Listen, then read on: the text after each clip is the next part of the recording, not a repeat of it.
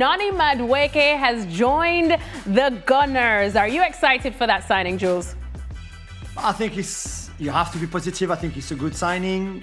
We can debate the price, of course, and the fee, and it's a lot of money for somebody who was a starter for Chelsea, obviously, but didn't maybe have the numbers that would back up the transfer fee. I get that, but there's a time when you build a squad at a top club where you spend that money on players who would strengthen your squad. I don't know if Madueke is going to be a starter.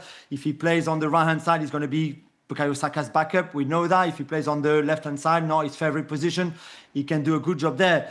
But this is how you build a squad to be competitive in all competitions. If you're Arsenal, look at other teams like City and Liverpool.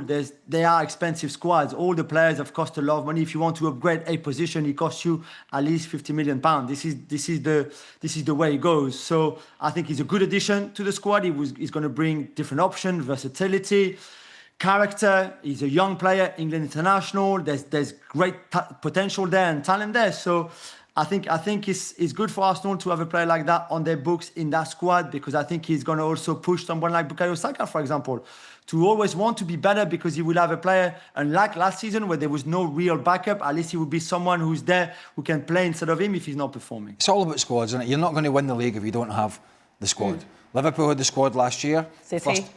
The first 11 was great. City have generally always had it. Chelsea, when they were successful, big squad.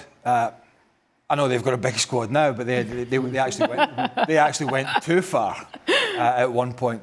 And I think for Arsenal, this is about polishing this young man. This is a young guy who, I think, if he gets the right people behind him, can make a difference for Arsenal. He's not, as Joe said, not on a weekly basis. Maybe unfortunately for him, maybe I'm wrong. But the one thing I think about with Noni Madueke is whenever you watched him play for Chelsea, particularly when he was full of confidence, whenever he gets the ball into his feet in a wider area on that right-hand side, his first thought is to get at the fullback. It's like almost like a throwback to an old-fashioned winger.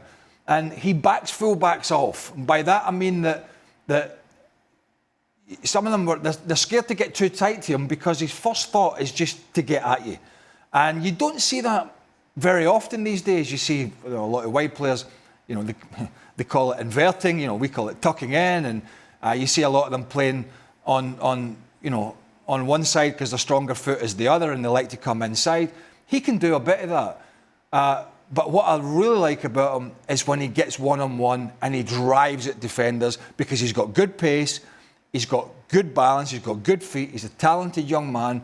And on the face of it, you just don't get good quality youngsters now for 10 or 15 million. There's maybe a few around, but there's not many. So you have to pay a little bit over the odds to get players in that are going to beef up your squad.